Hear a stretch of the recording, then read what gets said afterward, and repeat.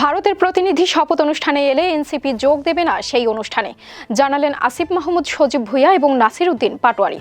তারা 11 দলীয় জোটকে নিয়ে সামনে বৃহত্তর আন্দোলনের ডাক দেবে।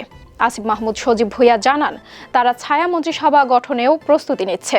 দেশ ছেড়েছেন প্রধান উপদেষ্টার বিশেষ সহকারী ফয়েজ আহমেদ তৈয়ব। রাজনৈতিক প্রতিদ্বন্দ্বী হলেও বরাবর ভোটের মাঠে জামায়াতের মতো কঠোরপন্থী দলকে নির্দিষ্ট গণ্ডিতে বেঁধে রাখতে সক্ষম হয়েছিলেন হাসিনা খালেদা জিয়া।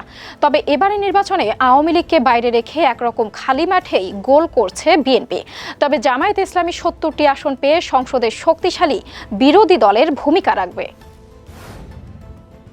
সার্ককে পুনরায় কার্যকর করার চিন্তা ভাবনা আছে ভবিষ্যৎ প্রধানমন্ত্রী তারেক রহমানের। উল্লেখ্য, শহীদ প্রেসিডেন্ট জিয়াউর রহমানের নেতৃত্বে সার্ক গঠিত হয়েছিল।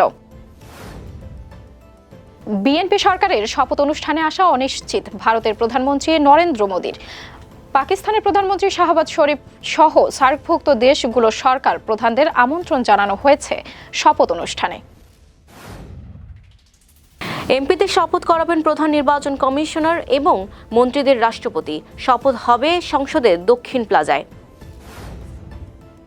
অভিনয় ছাড়ার শর্তে আবারও মা হচ্ছেন বুবলি।